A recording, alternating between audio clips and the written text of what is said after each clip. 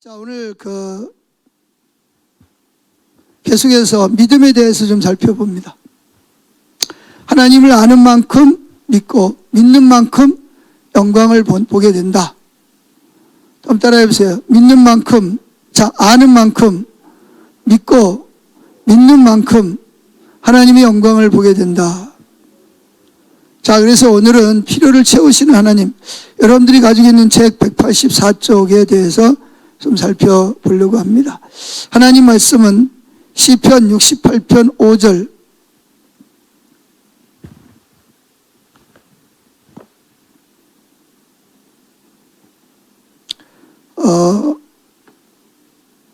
시편 68편입니다.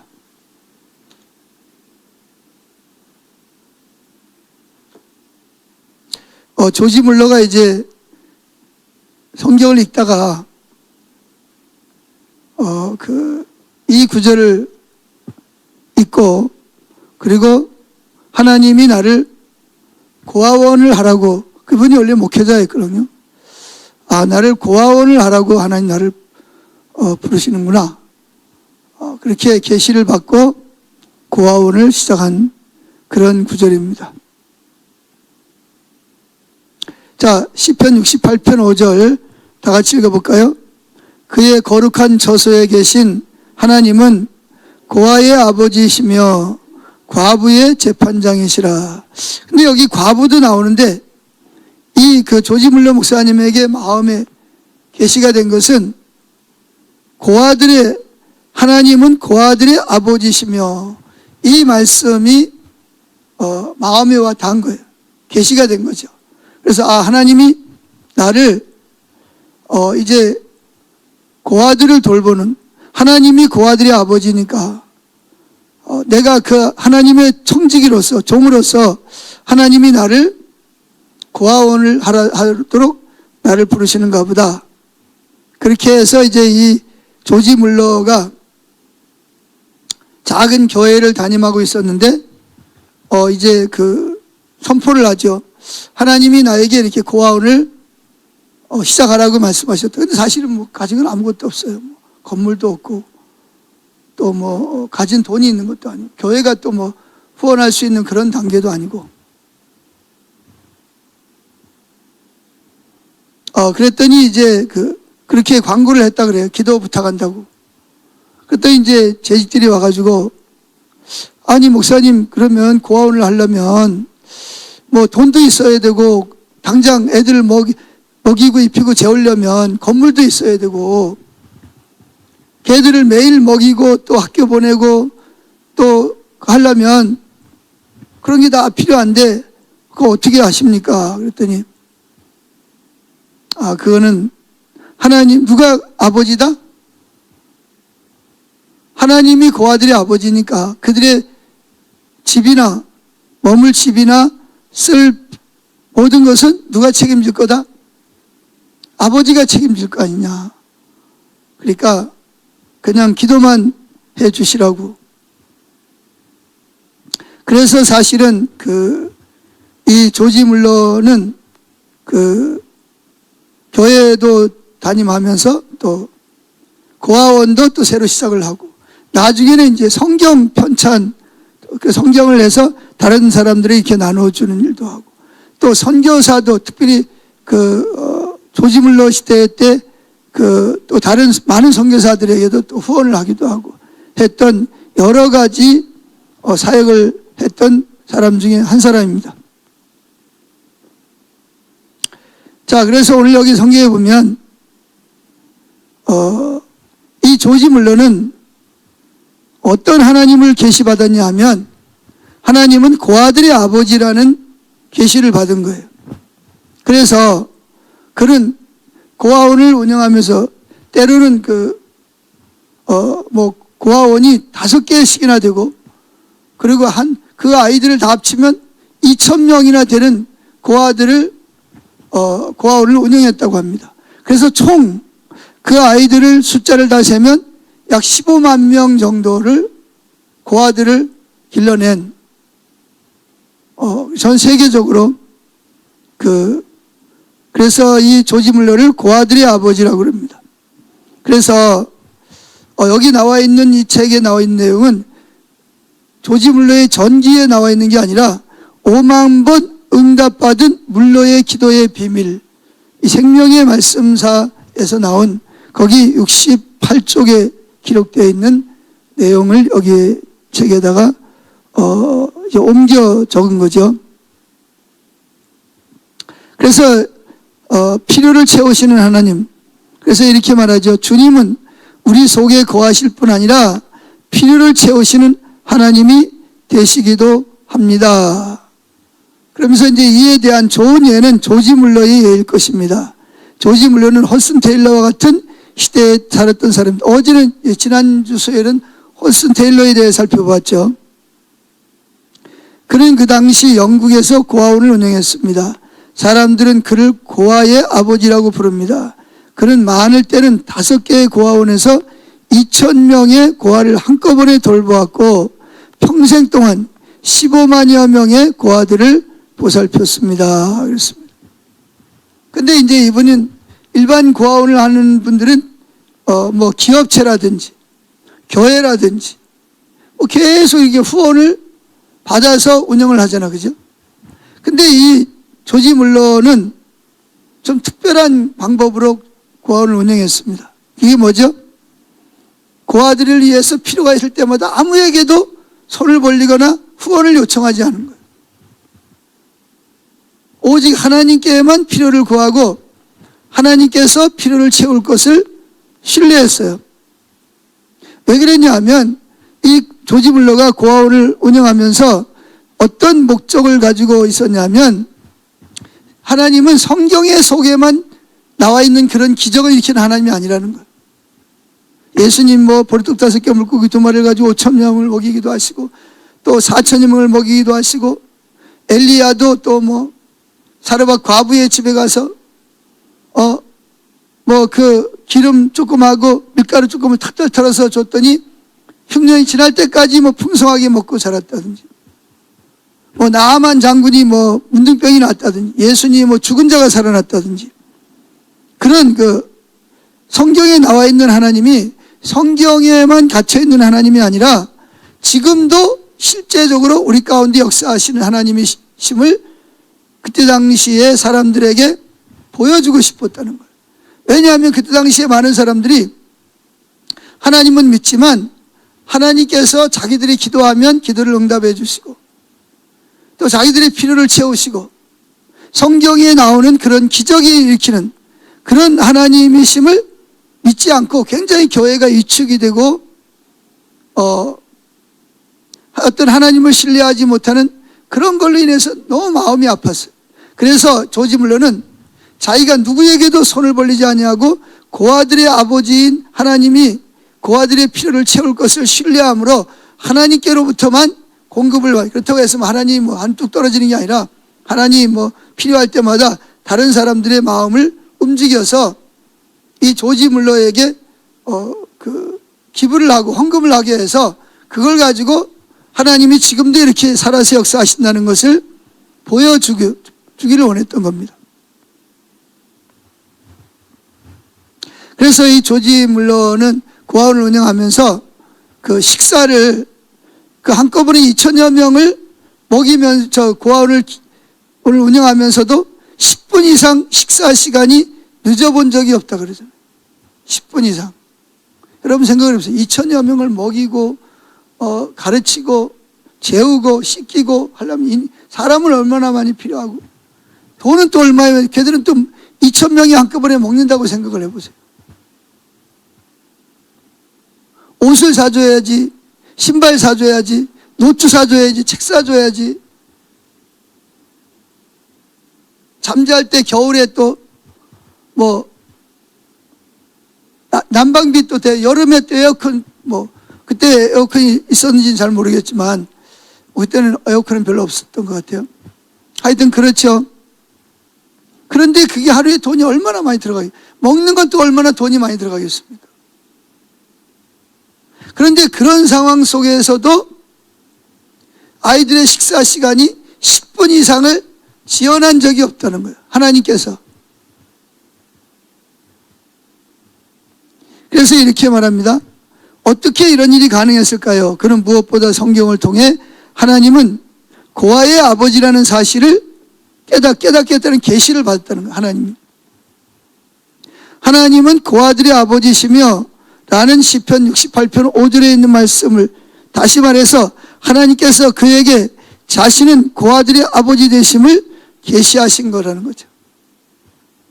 그래서 조지 물러는 필요가 있을 때마다 고아들의 아버지 되시는 하나님께 나아가서 고아들의 필요를 위해서 구했고 하나님께서 그 모든 필요를 채우실 것을 신뢰할 수 있었다는 거죠.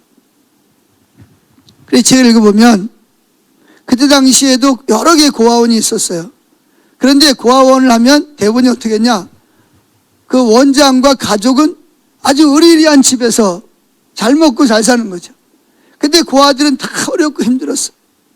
그런데 이 조지 물러는 자기 집 아이들이나 고아들이나 똑같이 먹이고 똑같이 입히고 똑같이 가르치고 자기도 거기서 같이 먹고 직원들을 같이 자고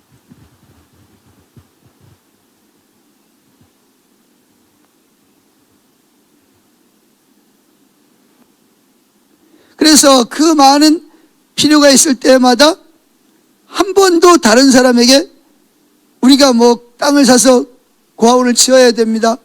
기부 좀 하시죠. 뭐 헌금 좀 하시죠. 이런 이야기를 해본 적이 없다는 거예요. 그럼 처음부터 하나님과의 관계에서 그렇게 하기로 하나님이 고아들의 아버지니까 아버지가 책임져야 되잖아요.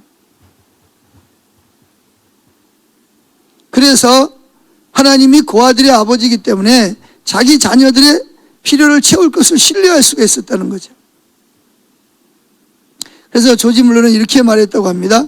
이 말씀은 고아들에 관하여 그분 앞에 제시할 수 있는 나의 논거가 되었다. 그분은 고아들의 아버지시다. 그러므로 그분은 그들을 위해 공급해 주실 것을 스스로 서약하셨다. 따라서 나는 그분에게 그 필요를 공급받기 위하여 가난한 고아들의 필요를 상기시켜 드리기만 하면 되었다. 그러니까 아버지, 이 아이들을 위해서 뭐에 얼마가 필요합니다. 그것도 본인이 하는 것도 아니고 뭐 거의 총무가 뭐 내일 하루 비에 의해서 이 정도의 뭐가 필요합니다. 그럼 그걸 가지고 조지 물러는 직원들하고 매일 예배 드리면서 하나님 앞에 나가서 목록을 정해놓고 아버지, 고아들의 아버지, 당신의 자녀들을 위해서 이렇게가 필요합니다. 이걸 채워주세요. 그랬다는 거예요. 그러면 놀랍게도 하나님께서 잠자고 있는 아무개 사람을 하나님께서 오셔가지고 너 조지 물러가 얼마가 필요하니까 얼마를 갖다 주라 그래가지고 갖다 주기도 하고, 어떤 사람은 직장에 출근하려고 그러는데 하나님이 오셔서 조지 물러가 지금 당장 뭐가 필요하니까 금화 3개를 갖다 주라 그래가지고 금화를 3개를 가져온 사람도 있고, 어떤 사람은 또 뭐 부모로부터 엄청난 유산을 물려받았는데 이 유산을 어디다 써야 되나 하고 기도하고 있는데 하나님이 조지 물러 고아원에 땅을 사가지고 건물을 지어야 되니까 거기다가 갖다 헌금을 하라 그러고,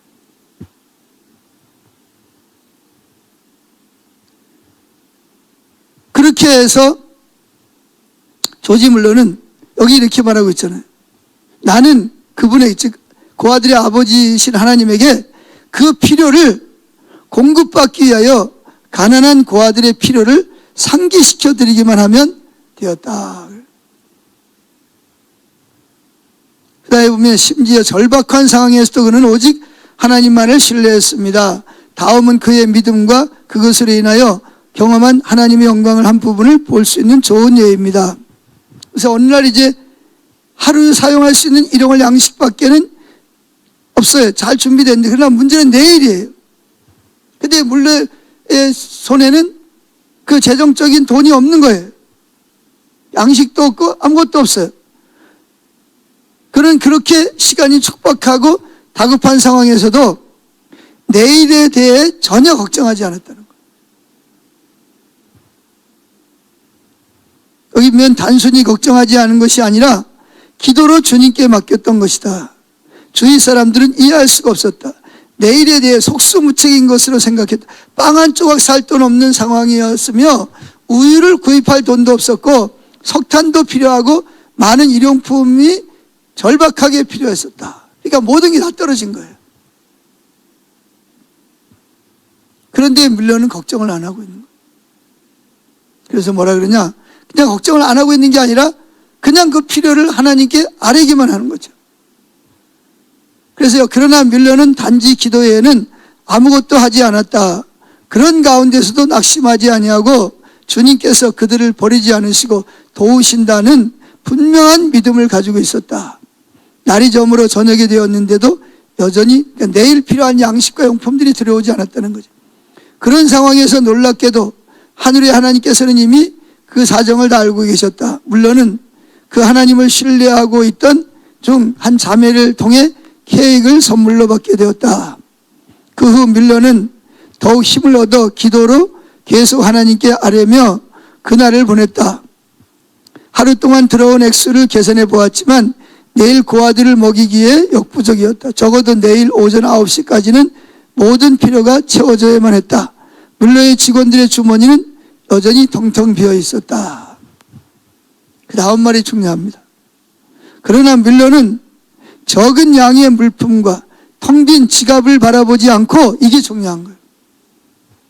환경을 바라보지 않고 텅 빈 지갑을 바라보지 않고 오직 주님의 풍성하심만을 의뢰하며 바라보고 있었다. 이렇게 말하고 있어요. 밀러가 일어나서 과연 주님이 보내시는 것이 있는가 보기 위하여 고아원에 도착했는데 하나님의 기적이 일어났다. 바로 2분 전에 한 형제가 직장에 가는 도중에 고아들이 생각이 나서 3파운드의 금화를 가져온 것이다. 그러니까 3파운드 정도가 금화, 그때는 뭐 은화, 금화, 그 다음에 동으로 된 돈. 그러니까 제일 이제 같이 나가는 게 금으로 만든 돈이니까 얼마나 값이 비쌌겠어요. 언제나 돈이니까.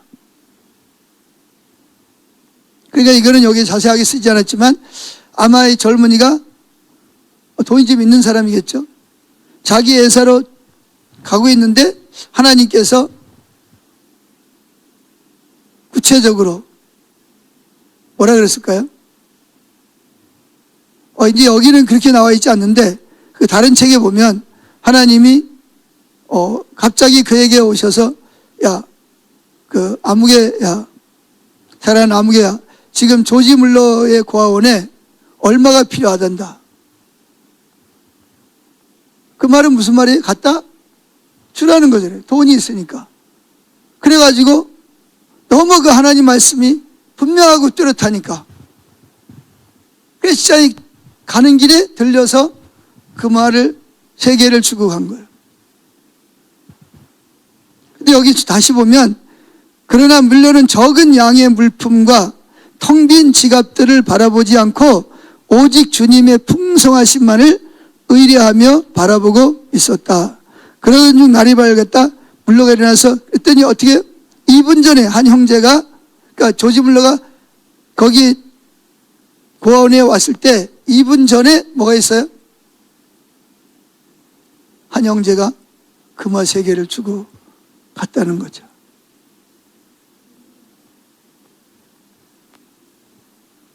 여기 이렇게 뭐예요? 하나님의 기적이 일어났다. 바로 2분 전에 한 형제가 직장을 가는 도중에 고아들이 생각나서 3파운드의 금화를 가져온 것이다. 그 결과 수많은 고아들은 무사히 양식을 공급받게 되었다. 과연 주님은 신실하신 분으로서 적절하게 밀러의 사역에 풍성한 도움을 베풀었던 것이다. 그러자 밀러와 주위 사람들은 더욱 주님을 신뢰하고 하나님을 찬양하였다. 여기까지가 이제 그 물러에 대한 이야기입니다. 그러면서 그 다음에 보면 우리는 이러한 물러의 체험 가운데서 한 가지 기억해야 할 점이 있다. 그것은 밤까지 물품이나 돈이 들어오지 않는 위기의 상황에서도 여전히 하나님을 신뢰하고 있었다는 것이다. 하나님은 언제나 자신을 신뢰하고 의지하고 신뢰하는 자를 찾으시며 도우신다. 물러의 기도를 들으시고 고아들의 이 길을 극복할 수 있도록 길을 열어주신 이가 바로 아브라함의 하나님이셨다. 그래서 이런 말을 쓰고 있습니다. 하나님이 뮬러에게 100% 믿음을 요구하셨을 때 뮬러는 100% 믿음을 그분에게 드렸다. 이처럼 하나님을 아는 만큼 하나님을 믿을 수 있고 또 하나님을 믿는 만큼 하나님의 영광을 경험하게 됩니다. 라고 했습니다. 자, 오늘은 이제 주로 간증을 좀 많이 나누는데, 티코에서 벤츠까지 들어본 글귀죠? 누가 쓴 책이에요? 강두재 권사님 들어봤어요? 티코에서 벤츠까지.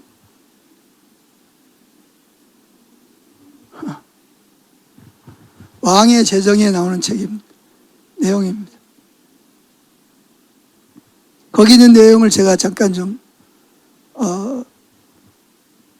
복사해서 여러분들에게 좀 나누려고 합니다. 그 저자가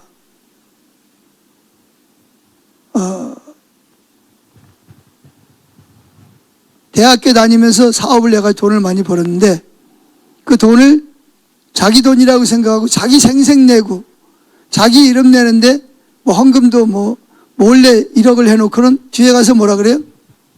누가 1억을 했지? 그때 당시에 뭐 지금부터 몇십 년 전이니까 1억이면 얼마나 큰 돈입니까? 근데 무명으로 한 거예요. 그럼 어떻게 해요? 그냥 무명으로 끝내야 되는데 사람들이 권사님들이 누가 그걸 무명 1억이나 되는 돈을 1억씩이나 그걸 되는 돈을 무명으로 했지? 그러면서 막 수근수근하니까 이 저자가 아주 입이 빠른 자매를 하나 불러가지고 1억 내가 한 거야. 근데 너 절대로 이야기하면 안 된다. 그 말은 무슨 말이에요? 막 퍼뜨리라는, 이 사람은 다 퍼뜨리는 사람, 나팔수야.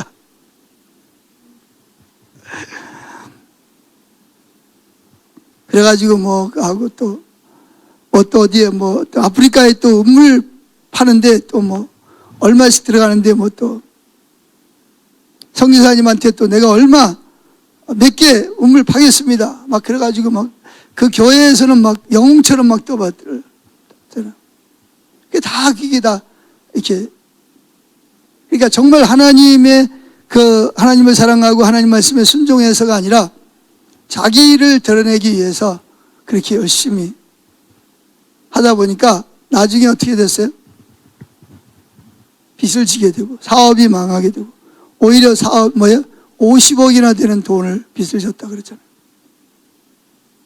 그래가지고 하도 빚쟁이들이 와가지고 뭐 안 되면 뭐 심장이라도 뭐 팔아라 뭐 어째라 막 그러니까 가족들까지도 고생을 하고 하나밖에 없는 아들까지도 고생을 하니까 내가 죽으면 내가 자살하면 그런 생각이 들어오는 거죠. 나 하나 때문에 내 남편과 내 죄 없는 내 남편과 내 아들까지도 이렇게 고통을 당하고 집에 뭐 그냥 계속 막 이렇게 와가지고 빚쟁이들이 막 하고 뭐 다 저당 잡히고 막 빨간 딱지 다 붙고 쫓겨나고 막 난리가 나니까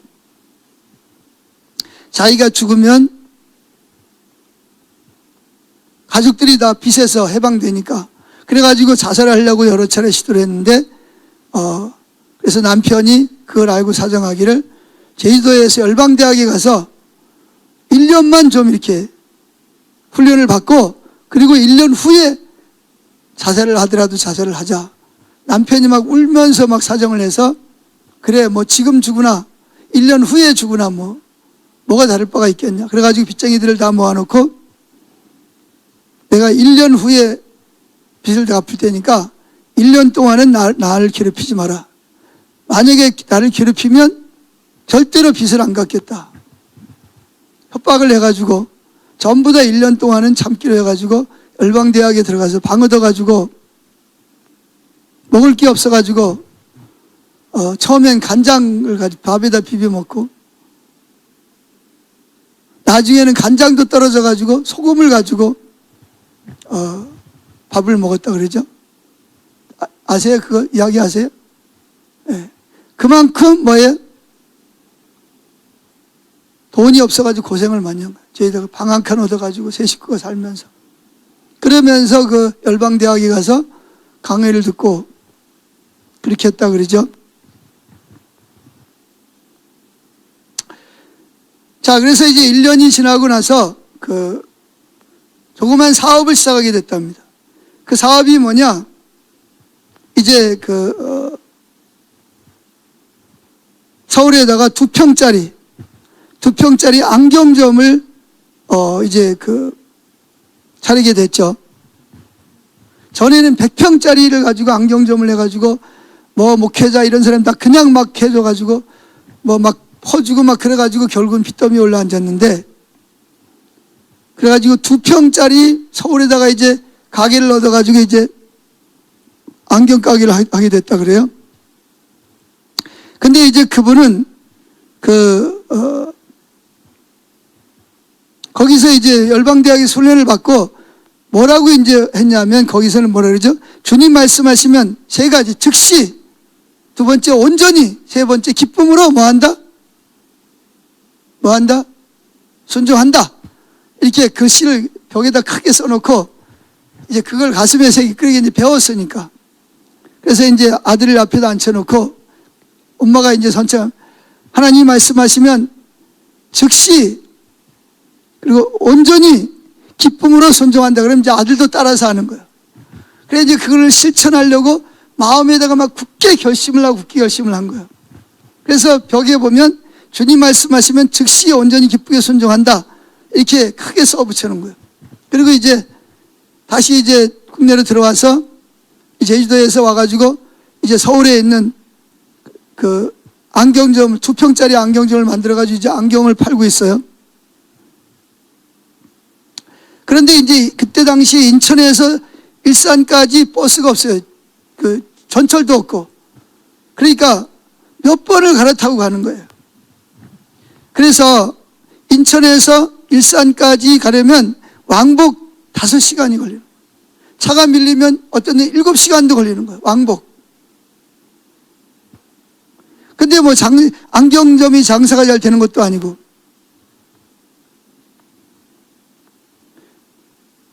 자, 그런데 이전에는 100평짜리 안경점을 했는데 지금은 고작 2평이라니. 그런데 하나님이 이 저자에게 주신 약속이 있습니다. 뭐냐? 이사야 45장 2절 3절 한번 찾아보실래요? 이사야 45장 2절 3절을 주셨다 그래요.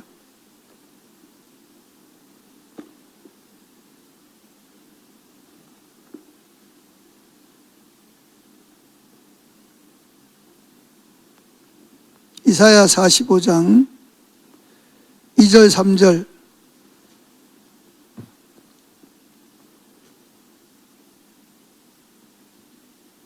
읽어볼까요? 내가 너보다 앞서가서 험한 곳을 평탄하게 하며 논문을 쳐서 부수고 세빗장을 꽂고 내게 흑암 중에 보화와 은밀한 곳에 숨은 재물을 주어 내 이름을 부르는 자가 나 여호와 이스라엘의 하나님인 줄을 내가 알게 하리라. 뭘 주는 거예요? 내가 흑암 중에 보화와 은밀한 곳에 숨은 재물을 주어 내가 여호와인 줄 알게 하겠다는 거죠. 이런 엄청난 약속을 받던 터라 이 작은 안경점이 진짜 이걸 해가지고 언제 숨은 보화를 주고 여기 말씀대로 은밀한 곳에 숨은 재물을 주어서 하나님의 이름을 높이겠는가, 그런 마음이 생겼다는 거죠. 그래서 진짜 하나님이 나에게 안경점을 주신 게 맞을까 갈등하고 있는데, 또 하나님이 말씀을 통해서 깨닫게 하는 게 뭐냐, 작은 것에 충성할 때 큰 것을 맡기겠다는 말씀을 또 기억나게 하신 거예요. 그래서 주님, 그래, 내가 이 2평짜리밖에 안 되지만 내가 이 안경점에 열심히 충성하면 나에게 더 많은 것을 주시겠지. 그리고 이제 열심히 이제 믿음으로 안경점을 오고 가면서 믿음으로 사는 삶과 충성 훈련을 했다고 합니다. 근데 하는데 이게 너무나 하루에 뭐 5시간 이상씩을 길에다가 허비하니까 몸도 지치고 시간도 너무나 아깝고, 그래서 이제 믿음으로 사는 사람에게 이런 이제 생각을 한 거죠. 믿음으로 사는 사람에게는 너희가 나를 택한 것이 아니요 내가 너희를 택하여 사왔나니 이는 너희로 가서 열매를 맺게 하고 또 열매가 항상 있게 하여 내 이름으로 아버지께 무엇을 구하든지 다 받게 하려 함이라. 요한복음 15장 6절 말씀이 떠오르게 한 거예요. 그래서 이제 그래, 아버지께서 예수님의 이름으로 무엇이든지 구하면 받게 하라고 했으니까 그날부터 이제 뭘 달라고 기도한 거예요? 자동차를 한 대 구입하기로 한 거예요. 자동차를 가지고 있으면 인천에서 일산까지 50분이면 갈 수 있는 거리는 거예요. 그래서 이제 하나님께 차를 한 대 달라고 기도하는 거예요. 그런데 하나님 즉시 응답이 왔어요. 뭐라고 응답이 왔을까요? 돈을 모아서 살아. 저축을 해서 돈을 모아서 살아.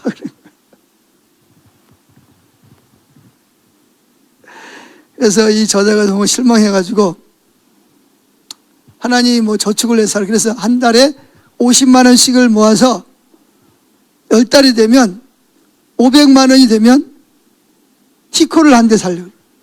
그때 당시에 이제 티코, 제일 작은 차가 티코니까 티코를 사고 400만 원을 주고 티코를 사고 100만 원은 보험을 들기로 그렇게 이제 결단을 하고 이제 힘들게 매일 5시간씩 어떤 데는 많이 밀리면 7시간씩 인천에서 그 일산까지 왔다 갔다 하면서 매달 50만 원씩을 저금을 한 거예요.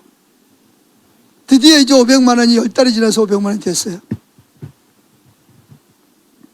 이제 티코를 중고로 사기로 결정을 했습니다. 그래서 이제 하나님 앞에 아버지 400만 원 정도의 중고의 티코를 살 겁니다. 100만 원은 보험료를 낼 거예요. 제가 좋은 중고차를 구입할 수 있도록 도와주세요. 그리고 이제 500만 원을 가지고 중고차를 사기 위해서 신발을 신고 밖으로 나가고 있는 거예요. 근데 무슨 일이 벌어졌어요? 하나님이 말씀하시는 거죠. 미진아, 네? 너 그 500만 원 티코 사지 말고 A국에 있는 이태영 선교사에게 선교비로 보내라. 여러분 같으면 어떻게 하겠어요? 나 같으면 한번 기절초풍해가지고 그냥 주저앉았을 것 같아. 아니 지금 이 티코 한 대 중고차 사려고 10달 동안을 그 고생을 하면서 왔다 갔다 하면서 50만 원씩 저축을 해가지고 500만 원 내가 티코 400만 원 주고 100만 원 주고 보험 들라 그랬는데 티코 사러 가려고 그랬는데 하나님이 뭐라 그래요? 500만 원 A국에 이태영 선교사에게 보내라. 저 같으면 아마 까무러쳤을 것 같아. 그는 이렇게 말해요. 나는 몹시 당황했다. 그래서 혼자 중얼거렸다.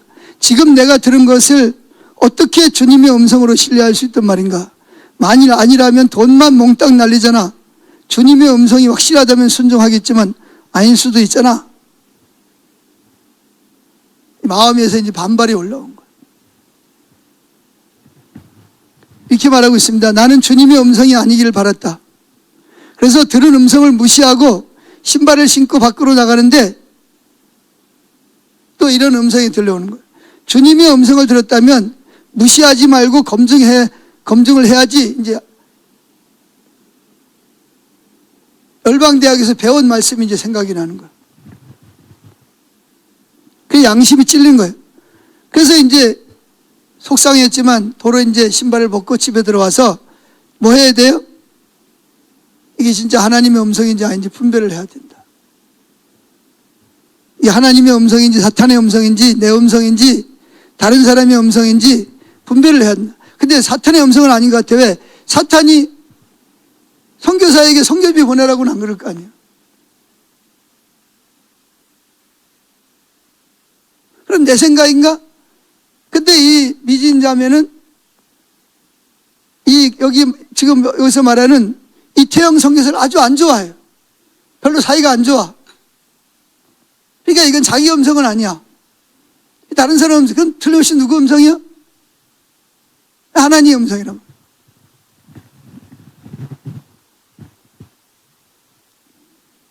그래서 그래서 이분이 이렇게 말합니다. 내가 좋아하는 선교사들도 많은데 왜 하필 이태영 선교사라니. 그러니까 별로 사이가 안 좋은 거예요. 관계도 안 좋은데 왜 하필이면 그 선교사에게 왜 그것도 딛고 살려했던 500만 원을 다 주라 그러냐는 거죠. 나는 이 선교사에게 헌금할 생각이 조금도 없었다. 없어요, 그 마음이. 그럼 어떡하죠? 사탄의 음성도 내 음성도 아니라면 하나님의 음성이 왔는데 막상 검증이 되고 나니 뭐라 그래요? 마음이 더 상했다. 10개월간 아끼면서 모은 전 재산을 선교 헌금으로 보내라니 하나님께 서운한 마음이 들었다. 주께서 말씀하셨지만 즉시 뭐라 그랬죠? 세 가지 뭐라 그랬어요? 하나님 말씀하시면 즉시 온전히 기쁘게 순종할 수가 없었다.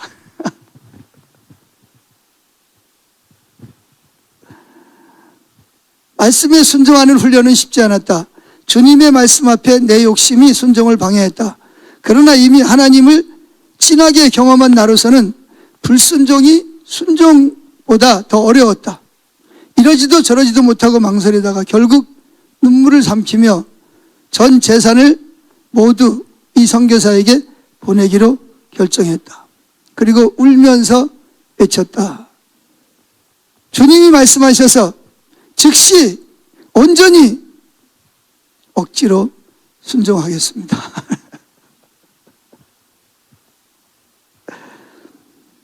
그걸 보내고 나니까 이제 그 다음날 얼마나 출근길이 힘들겠어요. 내일 아침에 티코 타고 갈 줄 알았는데 또 이게 5시간, 7시간을 또 가야 된다고 생각하니까 있던 돈 다 날렸다고 생각해 얼마나 또 이게 또 맥이 빠지겠습니까? 그래 이제 안경점에 출근했는데 거기 그 맡아서 하는 부장님이 이렇게 말 오늘 아침부터는 장사가 무지 잘 되었습니다. 3만 원짜리 안경을 2개나 팔았어요. 지금은 3만 원짜리가 얼마 안 되죠. 그때는 3만 원짜리면 굉장히 고급 안경 좋은 거였잖아요. 그런데 별로 마음이 별로 없고 마음에 뭐만 올라와요? 불평과 불만과 원망만 나오는 거예요. 근데 그때 주님의 말씀이 생각이 나는 거죠. 너희가 무엇을 결정하느냐? 결정한 대로 이루어지리라. 욥기서 말씀이 생각이 났다는 거죠. 그래서 마음의 불평을 바꾸기를 결정했어요. 내가 불평을 결정하면 어두움의 영이 계속 내 생각을 공격해서 나로 인해서 계속 불평하고 원망해야 할 거고, 반대로 내가 감사하기로 결정하고 주님 감사합니다 하는 순간 모든 주권을 하나님께 드리게 되므로 감사를 의지적으로 결정해야만 했다. 나는 감사하기로 결정했다. 얼마나 마음의 영적 전쟁이 벌어졌겠어요. 오래전에 주님께 이태영 선교사에 대해 물은 적이 있다. 그때 주님께서 이태영 선교사는 내 마음을 시원케 하는 자라고 말씀하셨다. 이 선교사가 하나님의 마음을 시원케 할지는 모르지만 내 마음은 답답하게 만들었다. 나는 속으로 생각했다. 여러 선교사님들도 많은데 하나님의 마음을 시원케 하는 선교사에게 선교헌금을 보냈으니 잘한 거야. 그러니까 억지로 의지를 동원해서 그렇게 이제 감사하기로 결정을 한 거예요. 생각을 바꾸는 그 순간 마음의 평강이 찾아왔다. 그날 점심시간쯤 친구에게 전화 한 통이 왔다. 저녁에 강남에서 만나자는 것이었다. 그래 어차피 인천으로 가자면 버스를 타고 강남을 들려서 가야 되니까 친구는 가장 맛있는 일식집에서 저녁 식사를 대접하고 싶다고 했다. 위로가 필요했던 나는 기분이 좋아졌다. 하나님께서 이 정도 이벤트는 나한테 해주셔야지. 내가 순종했으니까. 그런 생각을 혼자 한 거예요. 퇴근하면서 친구 집으로 갔어요. 그랬더니 친구가 자기 차를 타고 식당으로 가자는 거예요. 그런데 밖에 나와 있는데 보니까 비닐도 뜯지 않은 차가 하나 있는 거예요. 도요타. 아마 그 도요타 중에도 제일 비싼 차가 거기 있는데 그 차를 자기 보고 이거 몰고 식사하러 가자는 거예요.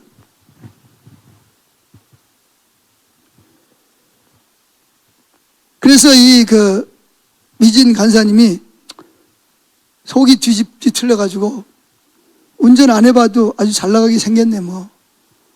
그러면서 이제 화가 나가지고 조수석에 타려고 그러는데 마침 옆에 도요타 옆에 검은색 그랜저가 눈에 들어왔고, 그랜저 옆에 또 다른 차 한 대가 있어서 구경하려고 했더니 뭐라 그러냐, 저 차는 볼 것도 없어, 내가 시장 갈 때 타는 차야. 그랬더니 민자명이 이렇게 썼습니다. 순간 내 심장에서 뭔가가 치밀어 올라왔다. 중고 티코 한 대 사려고 하다가 하나님께 몽땅 털려버렸다는 생각에 섭섭하고 서운함이 올라와. 누구는 저렇게 차가 3대씩이나 되는데 나는 티코 한 대 사려고 그랬더니 그것마저 선교사한테 다 보내라고 그러고, 얼마나 속이 상하고 화가 나겠습니까? 그래서 이렇게 말했다 그러죠. 아버지, 오늘 꼭 이런 것을 보게 하셔야만 합니까? 나는 친구가 부럽기도 하고 하나님께 섭섭하기도 했다. 식사도 하고 싶지 않아서 친구에게 그냥 집에 가겠다고 했다. 친구가 안 된다고 하면서 꼭 밥을 같이 먹어야 한댔다. 괜찮다니까 다음에 하자고. 화가 나서 이제 강하게 거절을 하고, 그랬더니 친구가 뭐라 그러면 안 돼. 안 된다고 그러니까 그러네. 오늘 새벽에 하나님께서 이렇게 말씀하셨단 말이야. 미지를 초청해서 최고로 맛있는 식사를 대접하라고 하셨어. 미진 자매가 간사가 내가 친구에게 대답했다. 하나님께 이렇게 말해. 미진이가 오늘 저녁 안 먹고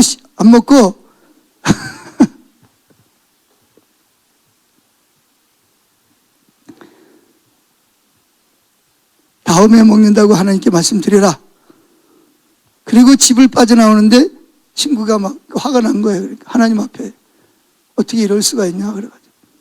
그러니까 이제 그 친구가 불러세우면, 미진아, 오늘 꼭 내게 저녁을 먹여야 한다고 하셨다니까. 하나님이 새벽에 2가지를 말씀하셔서, 첫째는 널 만나서 만난 밥을 사 먹이고, 둘째는 차 한 대를 주라고 하셨다니까.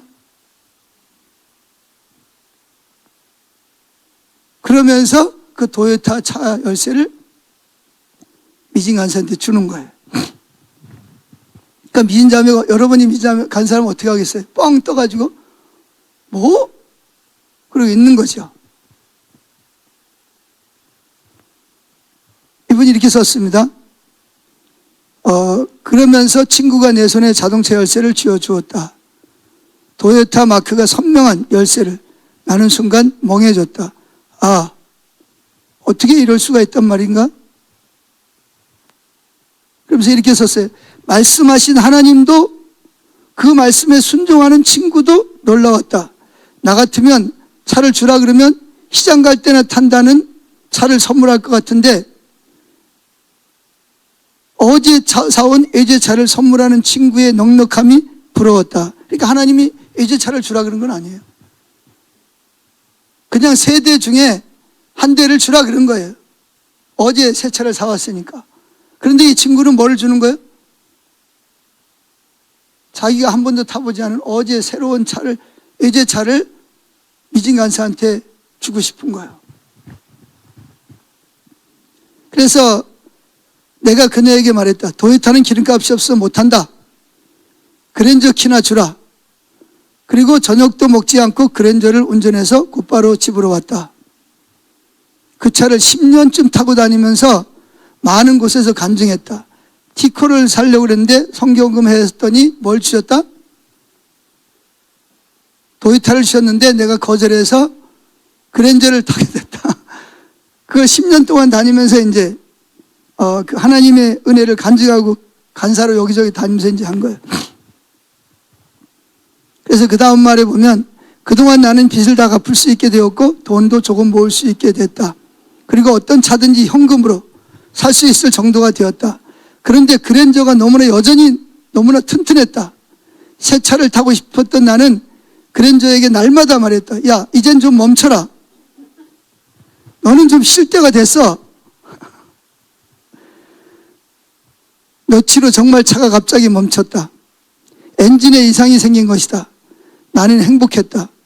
그래서 새 차를 구입하러 여러 모델을 보았다. 그런데 주께서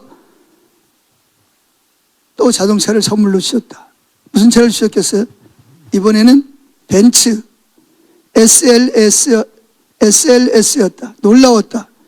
처음에는 선뜻 받을 수가 없었다. 혹 만몬시 나를 타락시키려고 그러는가? 그런데 주님이 뭐라 그러냐면 받으라. 내가 주는 거니까 받으라. 그래서 받았다는 거죠. 막상 받고 보니 타고 다닐 데가 없었다. 왜? 강의할 때 타고 다니면 성도들이 시험이 될 것 같고, 그래서 좀 더 저렴한 차가 뭐겠어요? 폭스바겐 남편 차. 그걸 타고 갔어요. 그리고 벤츠는 시장에 갈 때나 사람들이 볼까 봐.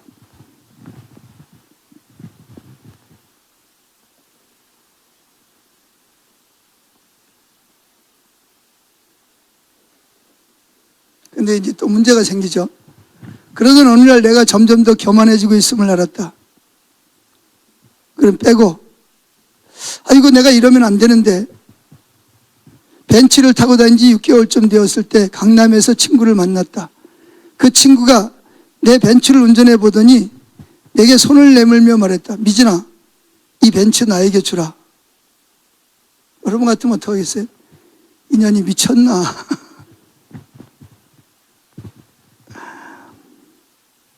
여러분, 이 미진 간사가 이렇게 말해요. 나는 몹시 당황했다.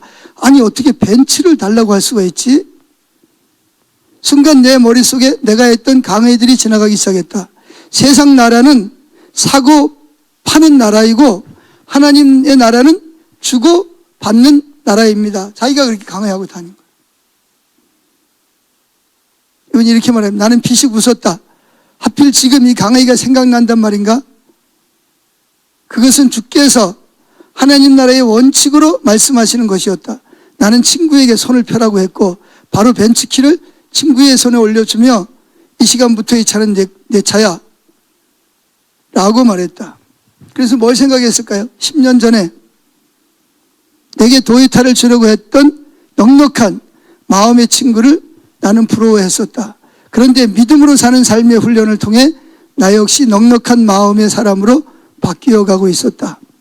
주님의 계획과 공급하심은 우리의 상식을 뛰어넘는다. 그분은 부유하심도 우리의 상식을 넘어선다. 나는 예전에 예수 잘 믿으면 가난하게 사는 것만이 좋은 줄 알았다. 그런데 하나님께서 당신이 얼마나 풍성하신지를 내게 계속 가르치셨다. 받게 하시고 주게 하시고 더 받게 하시고 더 주게 하셨다. 할렐루야. 여기까지입니다.